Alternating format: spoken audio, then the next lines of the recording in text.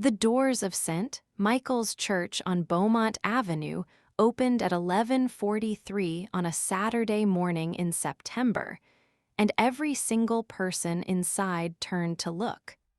Not because they were expecting me, because nobody was expecting me. The flower girl had already walked the aisle. The bridesmaids were already standing at the front in their champagne satin. The string quartet had already played the processional once through as a sound check and was midway through the second pass. 214 people were seated in the white draped pews with their programs in their laps and their phones silenced, and their faces arranged in the particular expression of people who have shown up for a wedding and are ready for the beautiful thing to begin. And I walked through those doors in a yellow dress. Not a wedding dress. Not a confrontation outfit. Not the power suit I might have chosen if I had planned this the way people plan things when they have time to plan. A yellow sundress with small white flowers at the hem that I had been wearing since 7 that morning, when I drove 45 minutes from our house in Marlow Creek to a church in a town I had never visited, and parked my car at the edge of the lot and sat for 23 minutes asking myself if I was really about to do this. I was really about to do this. I was 8 months and 11 days pregnant when I walked through the doors of St. Michael's Church on Beaumont Avenue and found my husband standing at the altar in a rented tuxedo next to a woman I had never seen in my life, about to say vows he had already said to me 6 years ago. My name is Diana Elaine Beaumont Osai. I am 31 years old, and this is the story of the morning I stopped being the woman who looks the other way. I need to take you back before I take you forward, because the doors of the church are not where this story begins. This story begins the way most stories about women who stop looking away begin, which is with a woman who has been looking away for longer than she knew, and with the specific morning when something made her look directly. I met Kwame Osai when I was 24 years old and he was 27, at a work event in Atlanta, where we were both representing different divisions of the same company, and where he had walked across the room at a reception and said something that made me laugh so completely that I forgot for a moment to be professional about it. He was tall and handsome, and he had a quality that I have spent 7 years trying to describe accurately, which is that when he was with you, he was fully with you, present in a way that made you feel that you were the most interesting thing in his field of vision. That quality, I would learn, was not exclusive to me. But I did not know that at 24. We dated for 18 months. We were good together in the visible ways, we laughed at the same things, we wanted similar versions of the future, we were comfortable with each other's families, we made sense in the photograph. My mother loved him. His mother loved me. Our friends said we were the couple you called when you needed to believe that relationships could be good and real and built from something durable. We married in June, 6 years before the morning at St. Michael's. The wedding was at my parents' church in Atlanta, 207 people, a reception at the garden venue I had wanted since I was 12, a dress that I had found on the third appointment and that I had cried in the dressing room about because it was exactly right. It was the most beautiful day of my life. I believed it was the beginning of something that would continue to be beautiful. For 4 years it was. Then something changed. Not dramatically, not in a way I could name at the time. Something in the texture of the marriage shifted, the way a fabric shifts when it begins to wear at a seam that is not visible from the outside. Quame traveled more. Not excessively, not in a way that required explanation beyond the explanation he gave, which was that his consulting work had expanded and required more client presence. He was less available in the evenings. He was sometimes somewhere other than where he said he would be, but the somewhere was always explainable when I asked, and I always asked carefully, and he always answered calmly, and the answers were always sufficient. Sufficient is not the same as true. I want to tell you about the looking away because I think it is the most important part of the first half of this story. Looking away is not something you decide to do. It is something that happens gradually in a relationship when the cost of looking directly becomes higher than you believe you can pay. Every time I felt the shift and chose not to press, every time the answer was sufficient and I chose to accept sufficient, every time I noticed something small and filed it under nothing, I was looking away. And looking away is a practice. The more you do it, the better you get at it. After 2 years of practice, I was exceptional at it. Then I got pregnant. The pregnancy was planned.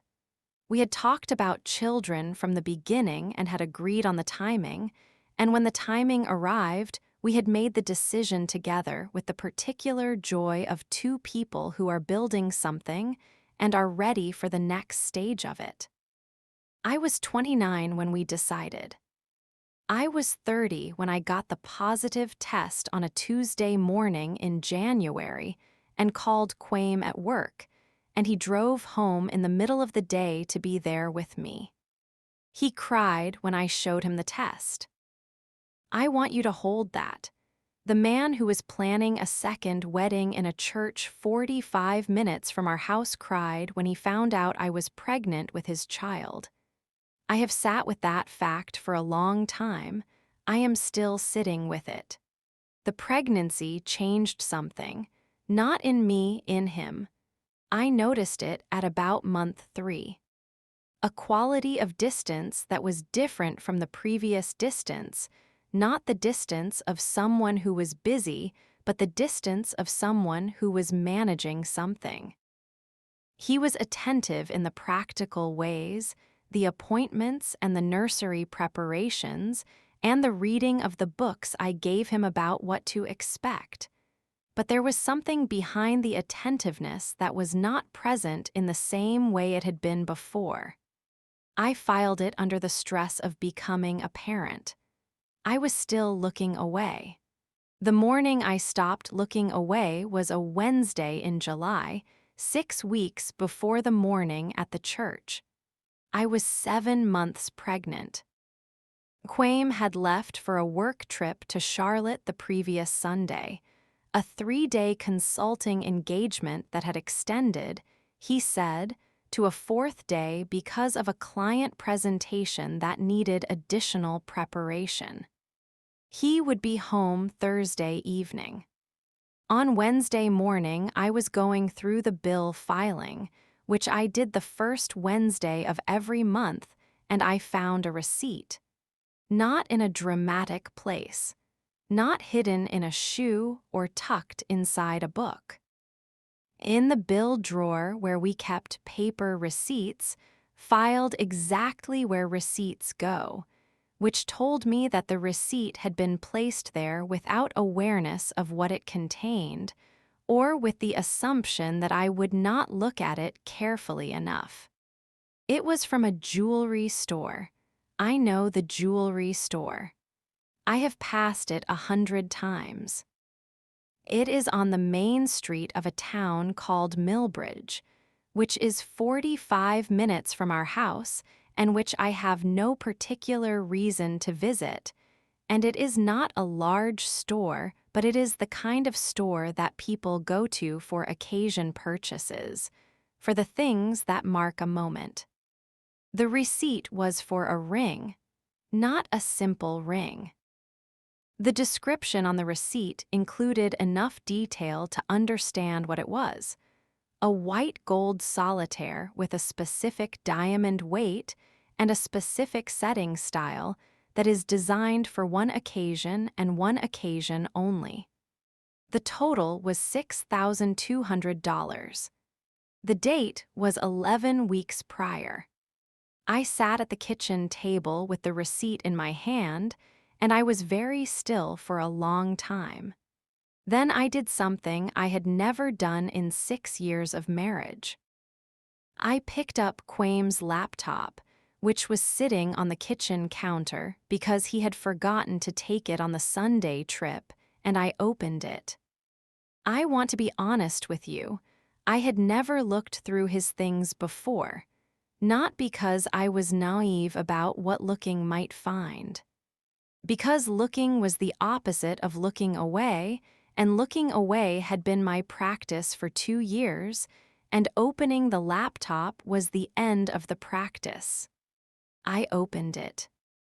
It took me approximately 40 minutes to find what I found, which is both longer and shorter than you might think, and what I found I am going to tell you plainly because this story requires plainness.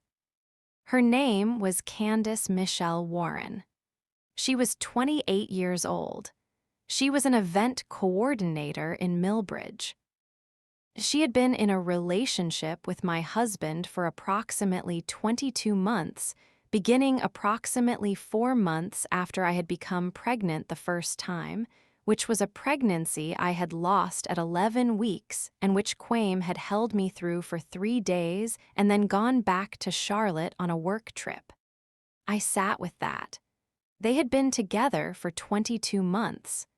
Our baby was 8 months along, and she was getting married to my husband on September the 14th at St. Michael's Church on Beaumont Avenue in Millbridge.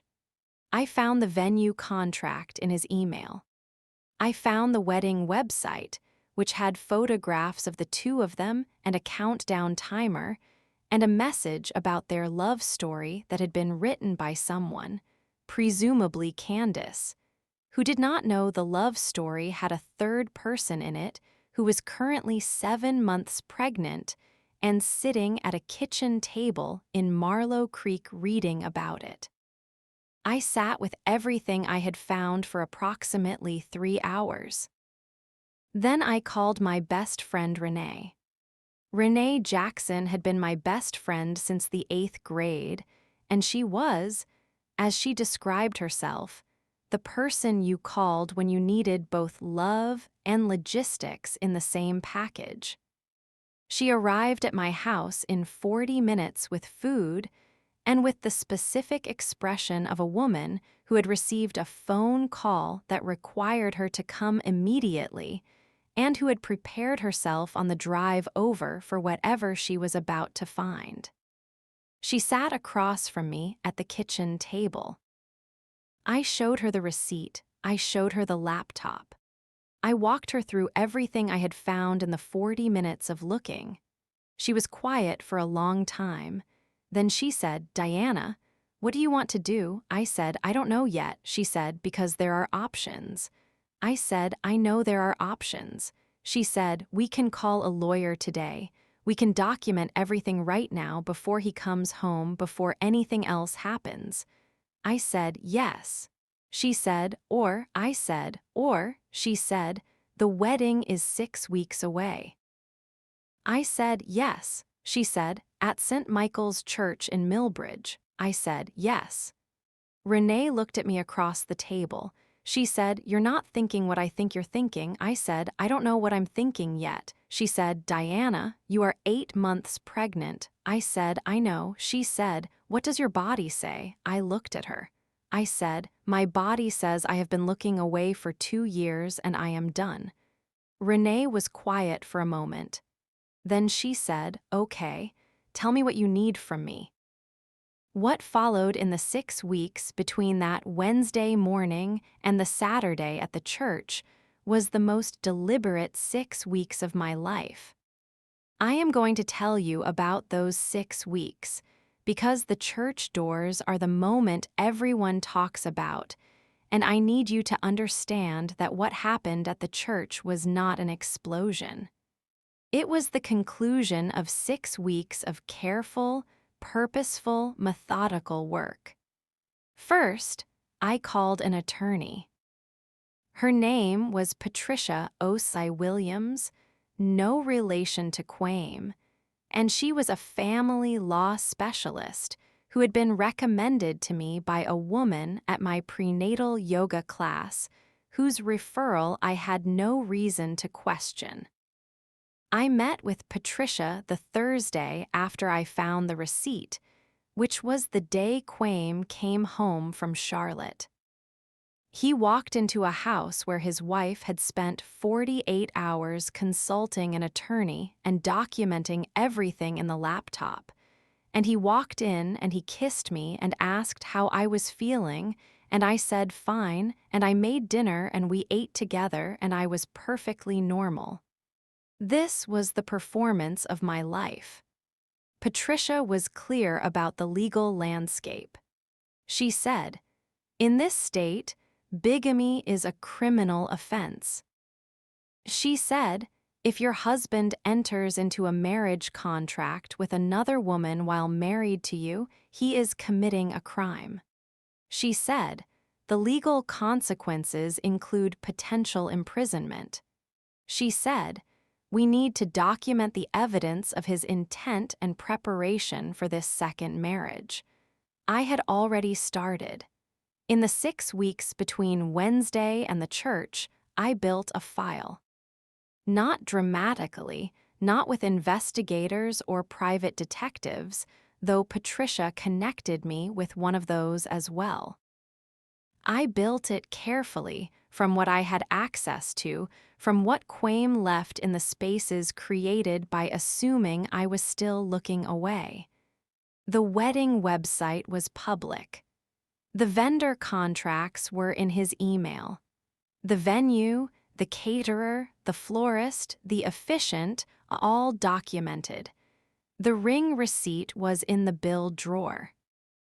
The hotel booking for the wedding night was in his credit card statement, which I had access to because we had a joint account and he had, in the confidence of a man who believes his wife is still practicing the looking away, made no effort to separate the wedding expenses from the joint finances. He had spent $11,000 of our shared money on his second wedding. I want you to sit with that. I did. Patricia said, "When would you like to act?" I said, "At the church." She looked at me. I said, "I want to be there. I want to be present when it happens. I don't want to file a police report before the fact and have him arrested at home on a Friday evening. I want to be in that church."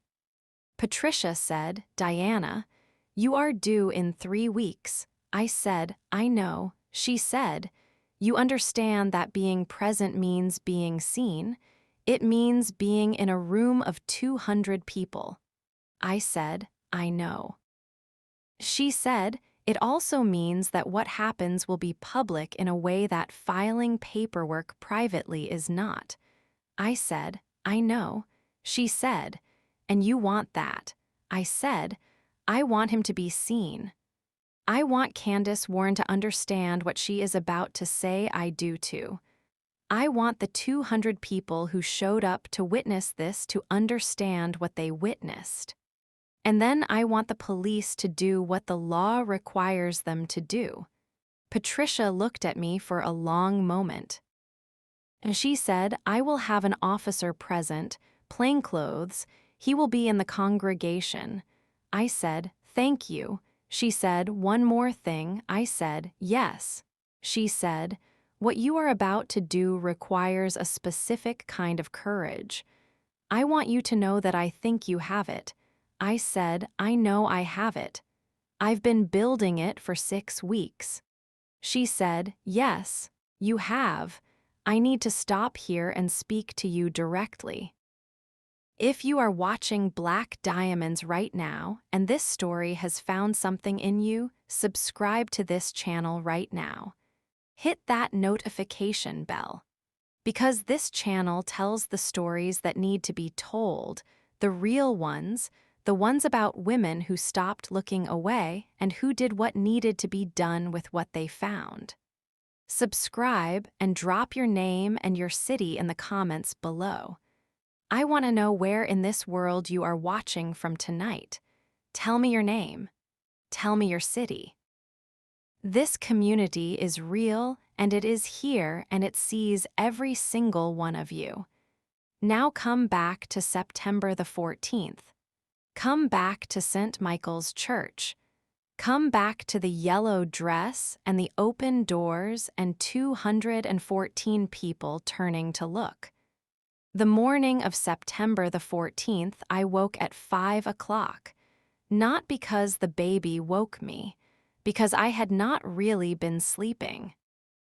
I had been lying in the bed we shared, in the house we had built together, listening to Quame breathe beside me with the specific piece of a man who was getting married today and did not know his first wife was awake. He had told me he was going to Charlotte. He had packed his tuxedo in a garment bag and told me it was a client dinner, formal dress, and he would be home Sunday afternoon. He had kissed me on the forehead before he left on Friday evening and put his hand on my stomach and said something to the baby, something quiet that I did not hear and do not want to know. And then he had picked up his garment bag and his overnight bag and driven away. I had watched him leave from the bedroom window. Then I had called Renee.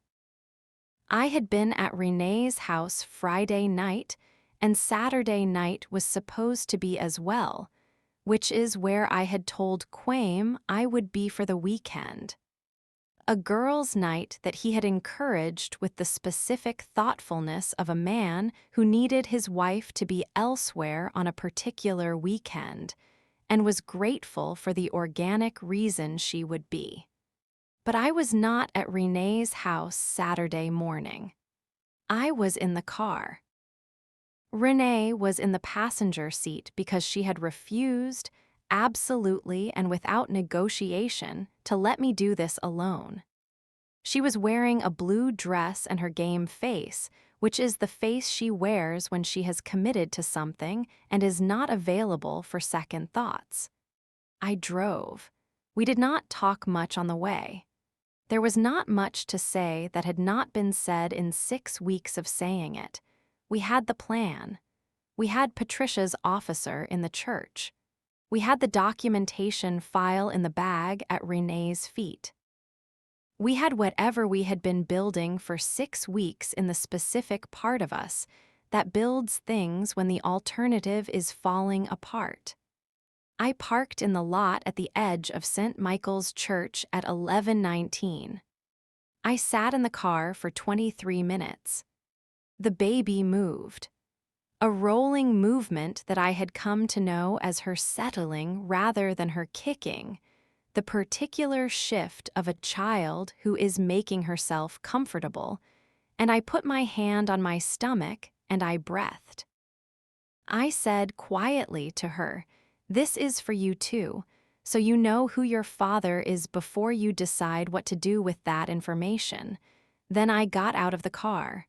Renee was already on her feet. She looked at me across the roof of the car. She said, "You ready?" I said, "I have been ready for 6 weeks." She said, "Let's go." We walked across the parking lot. I pushed open the doors of St. Michael's Church on Beaumont Avenue, and 214 people turned to look. The first person who saw me was the flower girl. She was about 6 years old, standing halfway down the aisle with her basket mostly empty, and she looked at me with the straightforward curiosity of a child who sees an unexpected thing and does not yet know whether to be concerned about it. She stared. The second person who saw me was a woman in the third row on the bride's side, whose name I did not know and whose expression, when she registered the yellow dress and the very visible pregnancy, and the fact that I had not been on the guest list, was the expression of a person who understands immediately that something has gone wrong with the plan for this morning and is not sure which direction the wrongness is going to travel. The third person was Candace Warren. She was at the back of the church, hidden from the congregation by the vestibule wall, waiting with her bridesmaids for the processional to begin. She was in a white dress, off the shoulder, with a veil that had been attached to the back of an elaborate updo. She was beautiful in the way that women are beautiful on the day they are marrying someone, with the specific luminescence of anticipation and joy and the achievement of a vision that has been planned and prepared for. She turned when the doors opened. She saw me. I watched her face try to understand what it was seeing. She had never seen me before. I had never seen her before. But she looked at me in the yellow dress with the 8-month belly, and she looked at Renee behind me, and she looked at the expression on my face, which was not anger and was not hysteria, and was not anything that could be called the behaviors of a woman who is too emotional. Because I had spent 6 weeks ensuring that I would not be too emotional on this morning, because too emotional was not what this morning needed. This morning needed clarity. She took one step toward me. I took one step toward her. And then the fourth person who saw me was at the front of the church. Quame. He was standing at the altar in his rented tuxedo. He had his back to me. He was facing the officiant, a round-faced man in his 60s in white robes who had been about to say something and had stopped because of the change in the room, the specific shift in atmosphere that happens when 214 people turn toward a door simultaneously. Quame turned. He saw me. I have thought about what crossed his face in that moment many times in the months that followed. I have tried to be accurate about it because accuracy matters to me even when the accurate thing is complicated. What crossed his face was not one thing. It was several things in sequence, fast, like a series of cards being turned.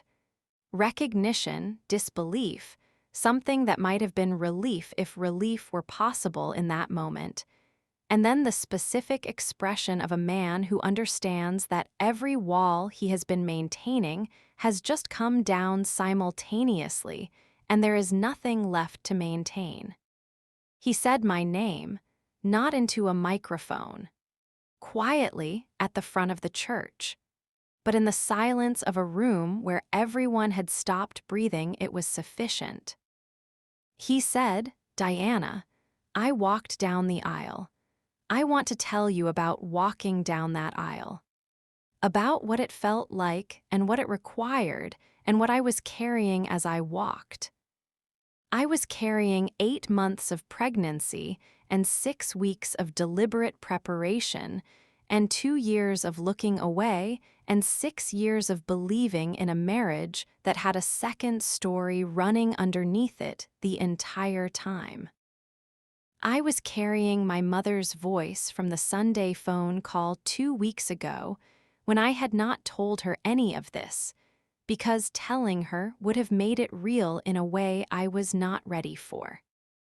I was carrying the photograph from our wedding that sits on the mantel in our house, the one where we are both laughing at something the photographer had said, and the laughter is real. I know it is real. and I have not yet figured out what to do with the realness of the laughter in the context of everything else. I walked down the aisle of St. Michael's Church, and 214 people watched me, and not one of them said anything because the room was doing its own calculating, its own understanding of what was happening, and the calculating required the silence that a room provides when something extraordinary is occurring in it. Quame had not moved from the altar. Candace had come down from the vestibule. She was standing at the back of the aisle, behind me, and I knew this because I could hear the sound of her bridesmaids and the murmur of the women around her and the specific quality of a room managing two focal points simultaneously. I walked until I was close enough to speak to Quame without raising my voice. I stopped. I looked at him. He looked at me. The officiant made a small sound. A clearing of throat, the sound of a man who has officiated many weddings and has never officiated anything like this and is not certain what the protocol is. I said, "Hello, Quame." He said, "Diana." I said, "I'm not here to make a scene." He was quiet. I said, "I'm here because you are about to commit a crime. And because the woman at the back of this church deserves to know what she is about to say yes to." Behind me, I could hear the room. The sound of 214 people processing. Some whispering, some completely still. I turned. I looked down the aisle at Candace Warren. She was standing at the edge of the aisle with her bouquet in both hands and her bridesmaids around her, and her veil slightly displaced from the movement she had made toward me when the doors opened. Her face was doing something complicated. Not anger. Not yet. The specific expression of a woman who is receiving information that requires a complete reconstruction of everything she believed. I said, "Candace." My voice was even. I had practiced the evenness for 6 weeks. I had practiced it in Renee's living room and in the car and in the bathroom mirror and in the prenatal yoga class where I breathed through poses that were uncomfortable because breathing through uncomfortable things was the practice I needed. I said, "My name is Diana Beaumont Osai. This man at this altar is my husband. We have been married for 6 years. I am currently pregnant with his child, his daughter, who is due in 3 weeks." The sound in the room changed. I said, "I did not come here to hurt you.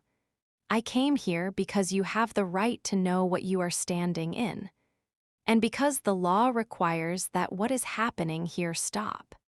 She said, "What do you mean the law?" A man stood up in the 5th row on the groom's side. He was wearing a dark suit and an unremarkable tie, and he had been sitting in the congregation since before the guests arrived, which is what plainclothes officers do when they are there to observe and then act.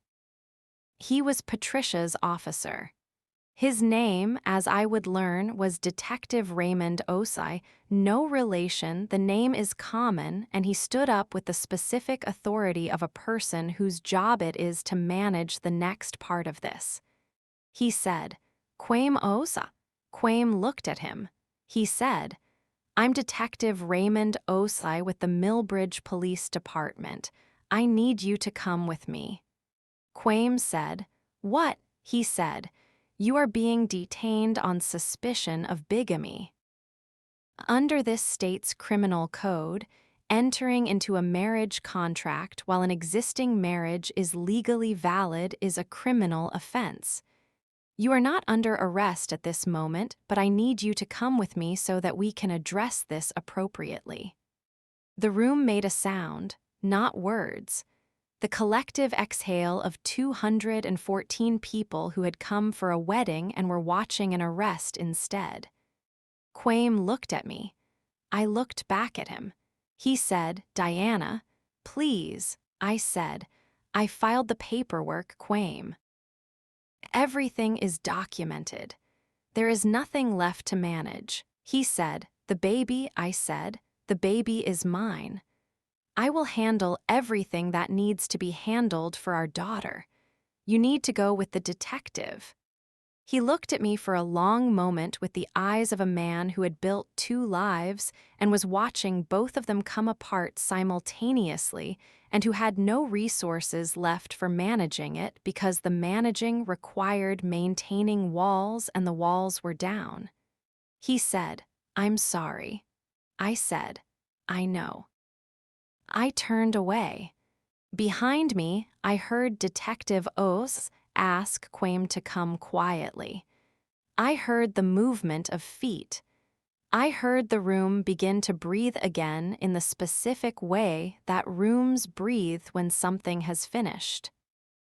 I walked toward the side door of the church, the one that the altar party uses, because I was not going to walk back down the center aisle past 214 people, and I had identified the side door during the 6 weeks of preparation when Renee had come to look at the church with me on a Wednesday afternoon. Renee appeared at my elbow. She said, "I'm here." I said, "I know." She put her hand on my back. We went through the side door. "I need to tell you about Candace Warren." Because Candace is the part of this story that most people do not expect, and that I think is the most important part of what I learned. She found me outside. I was sitting on a bench at the side of the church building, in the shadow of an old oak tree, with Renee beside me and my hand on my stomach, and Candace came around the corner of the building still in her wedding dress with her veil in one hand and her bouquet in the other, and she stopped when she saw me. We looked at each other. She had been crying. Not the theatrical crying of a scene. The specific, quiet crying of a woman who has just had the ground removed from under the life she believed she was living. I understood that crying. I had done it privately for 6 weeks. She said, "How long have you known?" I said, 6 weeks.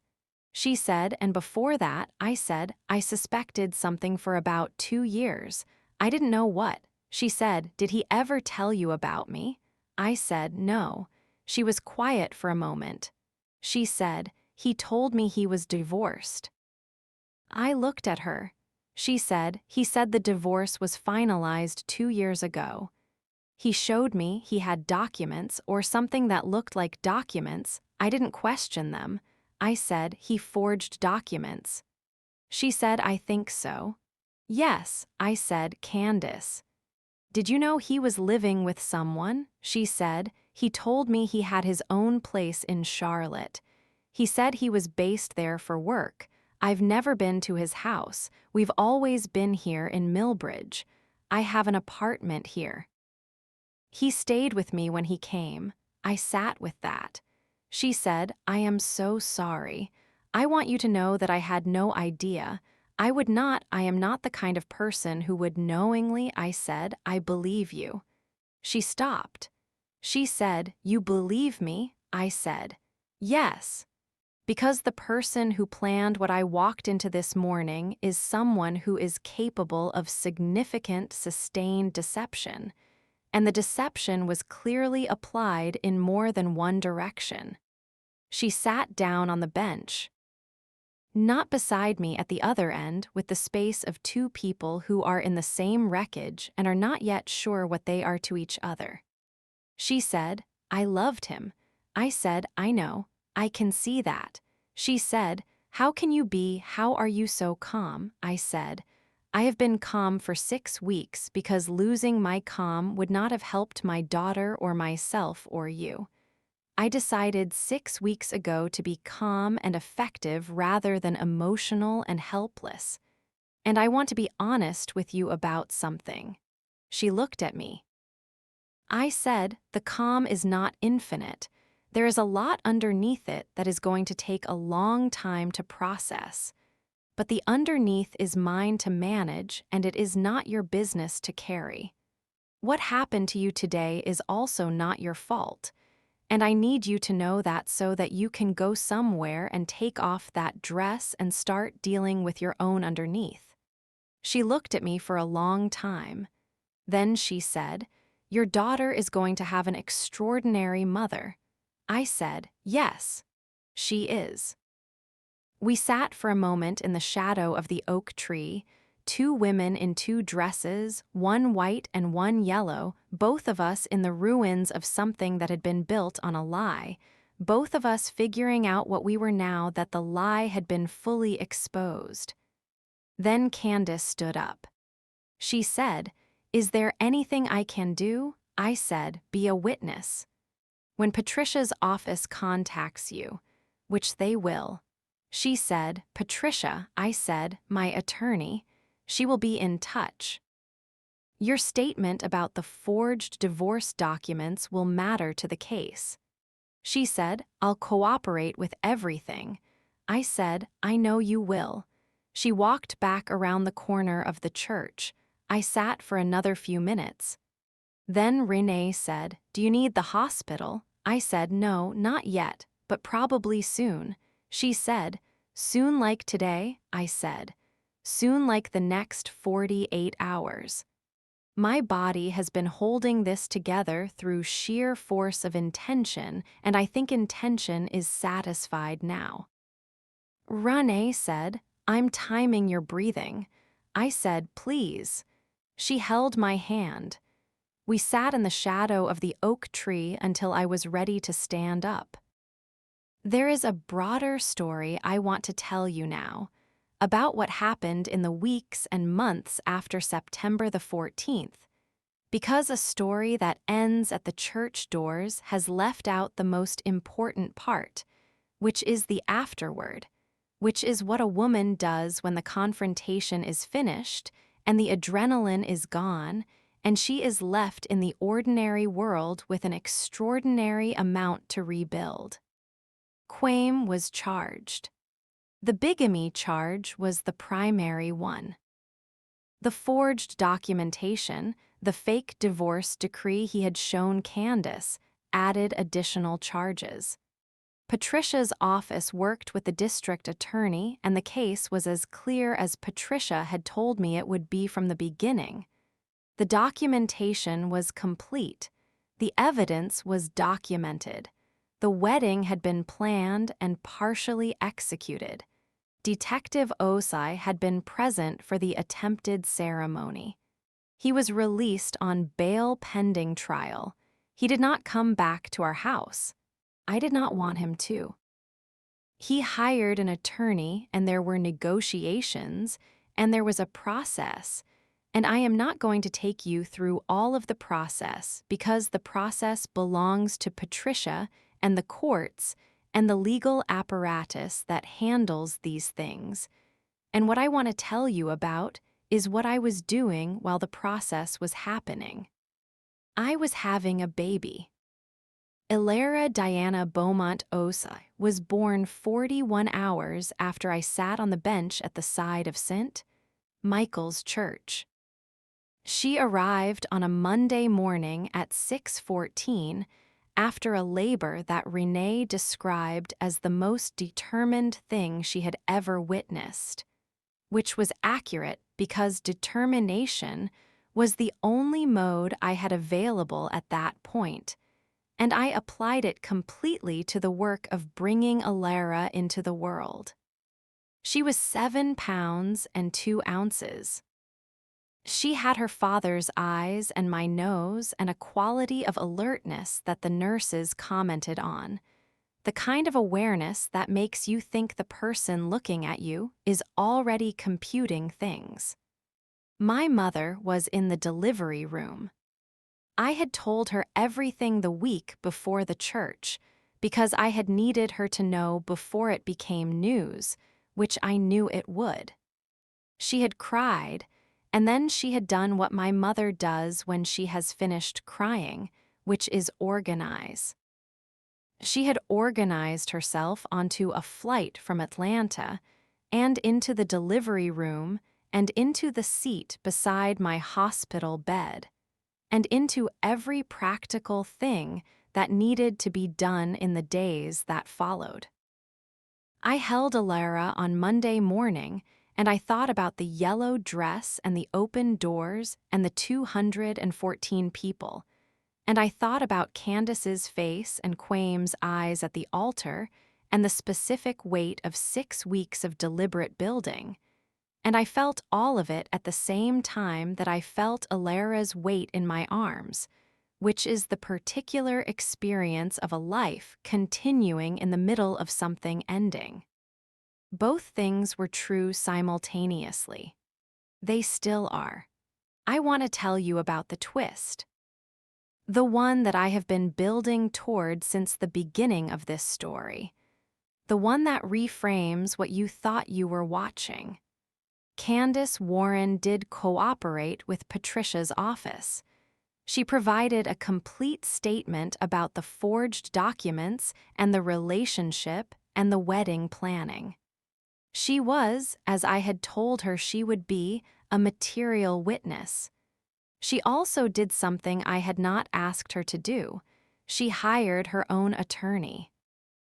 Her attorney contacted Patricia's office with a proposition that required a moment to understand, and then was, when understood, the most unexpected development in a story that had not been short on unexpected developments.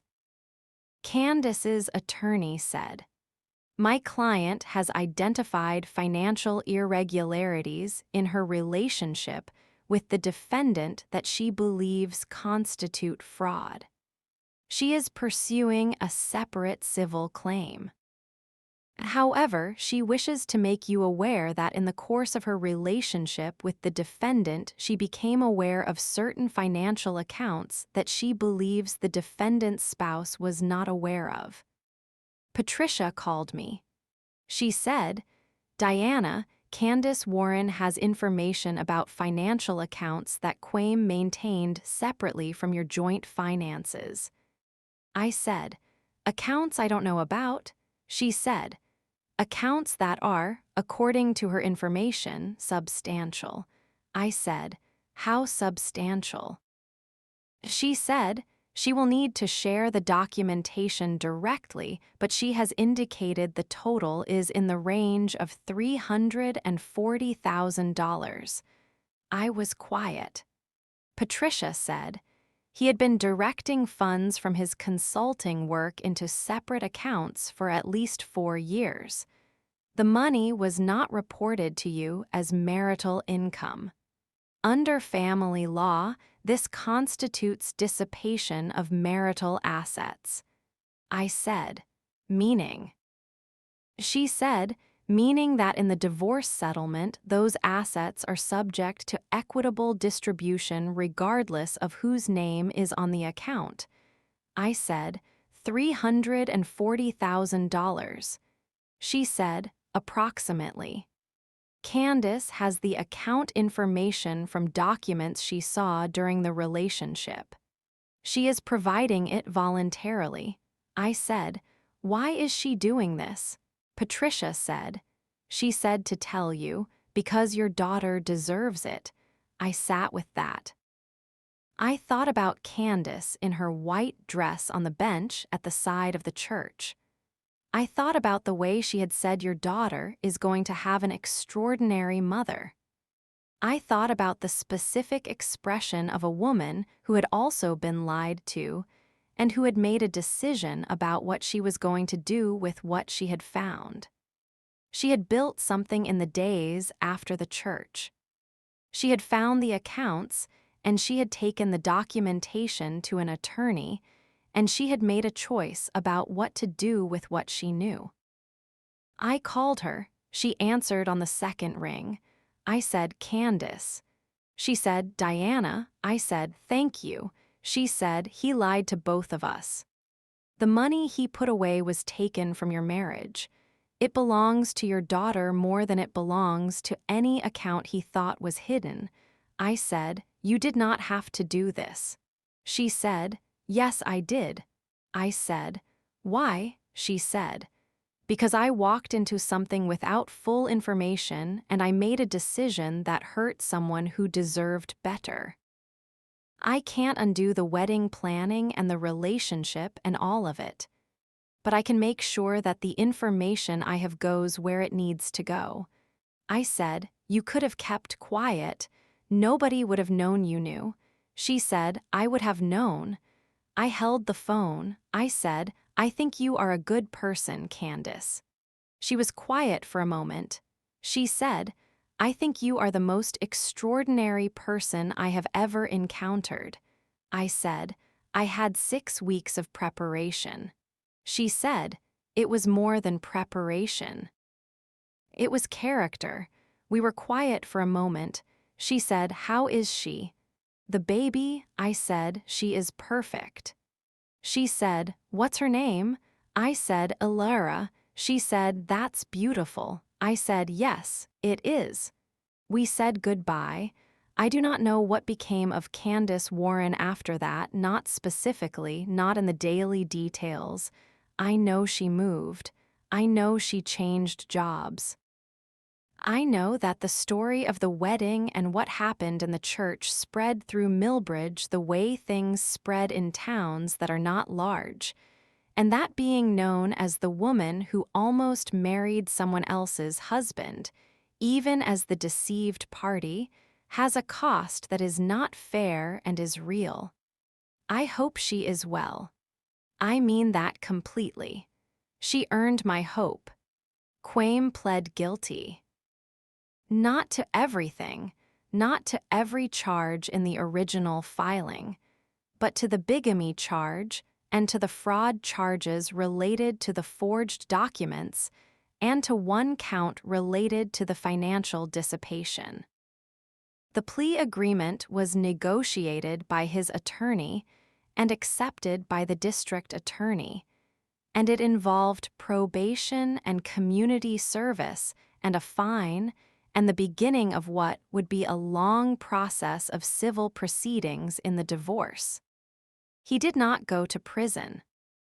I want to be honest about that because the story of a man who does what Quame did and faces no prison time is a story that produces a specific feeling in the people who hear it, and I do not want to paper over that feeling with a neater ending than the one that actually happened. He did not go to prison.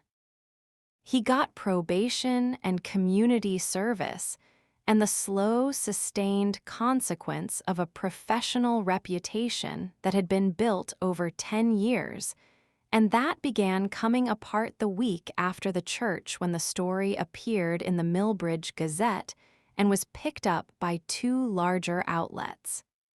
His consulting work dried up in 6 months. I did not engineer that. I did not have to. The consequences of building 2 lives and deceiving 2 women and forging legal documents and hiding $340,000 from a marriage while that marriage's wife was carrying your child, those consequences do not require engineering. They have their own gravity. The divorce was finalized 14 months after September the 14th. I received what Patricia had fought for and documented carefully, which included equitable division of the marital assets and the hidden accounts, which together with child support established a financial foundation for Elara and me that was more solid than the foundation I had walked into the marriage with. That is not why I walked through those church doors. I want to be very clear about that. I did not go to St. Michael's Church for the money. I did not know about the accounts. I went because Quame was about to commit a crime, and because Candace deserved to know what she was stepping into, and because my daughter deserved to be born into a world where her mother had stopped looking away. The money was a consequence, not the motivation. The motivation was simpler. The motivation was that I had spent 2 years practicing looking away and 6 weeks learning how to look directly, and looking directly was the only way to live that I was going to teach my daughter. Alara is 7 months old as I tell you this story. She has 4 teeth that arrived in a sequence that I have photographed extensively, and she has an opinion about everything and is not shy about expressing it, and she sleeps through the night in the room we painted together. The yellow room, the color I chose because yellow was what I was wearing when I decided that I was done. My mother is here more than she is not here, which is the arrangement that has evolved organically in the months since September, and which I have decided to receive as the gift it is rather than resist as dependency. Because my mother is a woman who has things to teach and Alara is a child who has everything to learn, and the teaching is happening every day between the two of them in ways I am privileged to witness. Renee is Alara's godmother. She accepted the role with the specific Renee combination of eye roll and complete emotional devastation that has been her signature response to meaningful things for 20 years. She cried at the baptism and took approximately 400 photographs. Patricia is not my attorney anymore in the sense of active litigation. She is something else now, which is a woman I call when I need to think through something that requires the combination of legal clarity and human wisdom, which is a combination she has in unusual abundance. I went back to work at month 4, not because I had to, because of the settlement, but because the work is mine and it has always been mine, and the identity of working is something I had no intention of surrendering along with everything else. I am a landscape architect, and the projects I work on are living things that grow and change, and that require the specific patience of someone who understands that what is planted today will not be what it becomes for some years, which is a philosophy I have found increasingly applicable to the non-landscape portions of my life. I want to tell you what I have learned, because 6 weeks of preparation and 14 months of aftermath have taught me things that I believe belong in the world beyond my own life. I have learned that looking away is not a character flaw. It is a survival mechanism. When looking directly at something costs more than you believe you can pay, looking away is the thing that keeps you functional in the time before you can afford to look. I do not blame the version of me that filed 2 years of small notices under nothing. She was doing what she could with what she had. I have learned that the cost of looking away, over time, accumulates in ways that are not always visible until something makes them visible all at once. The receipt in the bill drawer was not a small thing that unlocked a big thing. The receipt was simply the first thing I looked at directly in 2 years. The big thing had been there the whole time. I have learned that preparation is the form that courage takes when there is time for it. Not everyone has 6 weeks. Some people have 6 minutes or 6 seconds or the duration of a phone call before they have to decide what to do with what they know. But when there is time, using it to prepare is not timidity. It is intelligence. It is the choice to walk into the hardest room with the best possible foundation under your feet. I have learned that women who harm other women and women who are harmed by women and women who thought they were doing one thing and were actually doing another thing are all capable of being in the same story and finding in that story, if they look for it, something that is not enmity but is something more useful than that. Candace and I were in the same story. She found the accounts. She gave me the information. She did not have to. She chose to. I believe that choice cost her something, and I believe it was worth the cost to her because she is a woman of character and character costs and is worth the cost. I have learned that a daughter changes everything about the future tense. Every decision I make now I make in the context of what Alara will one day understand about how her mother lived. I am not performing for her. She is not old enough to observe performances. But I am already becoming, for her, the version of myself that I want her to see. And that version does not look away. That version looks directly. That version builds for 6 weeks when that is what is required. That version walks through church doors in a yellow sundress with a full belly and says, "My name is Diana Beaumont Osai, and I am done." If you are watching this story right now and you are somewhere in the middle of looking away, I want to say something to you directly. You are not weak because you have been looking away. You are human. You are a person who has been managing the cost of looking at something directly and finding the cost too high in the time and place where you were. That is not weakness. That is survival.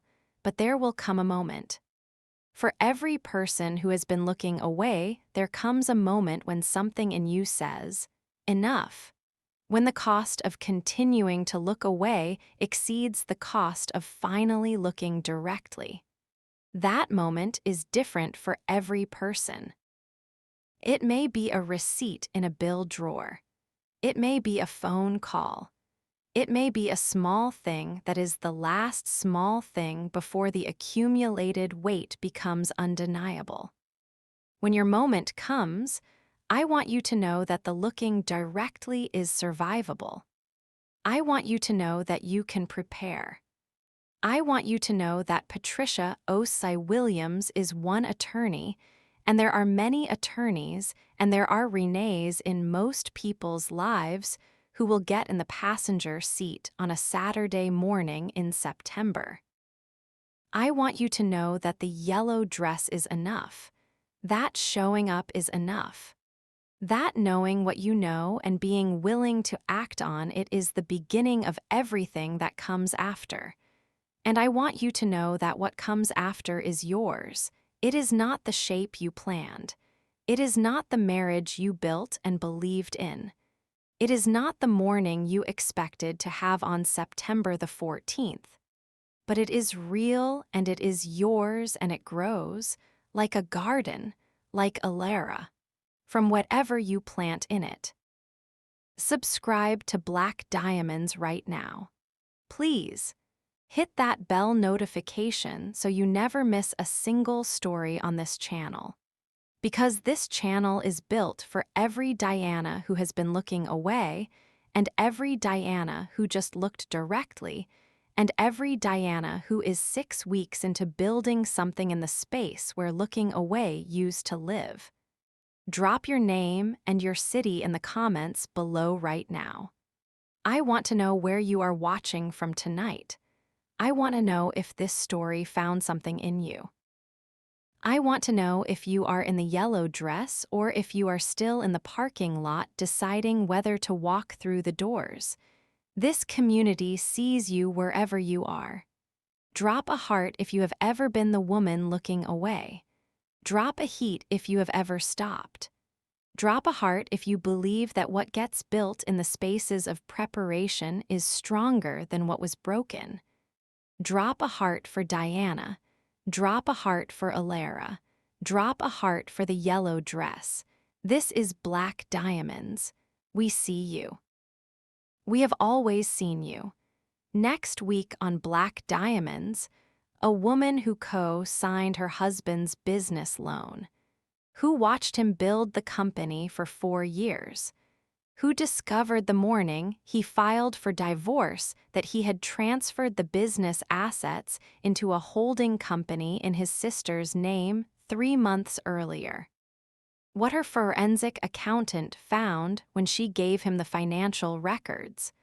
What her attorney said when she showed him the transfer dates. And what happened in the courtroom when the judge saw the documentation. That story is coming. Make sure your notifications are on, because what the judge says next changes everything. Until then, this is Black Diamonds. We see you. We have always seen you.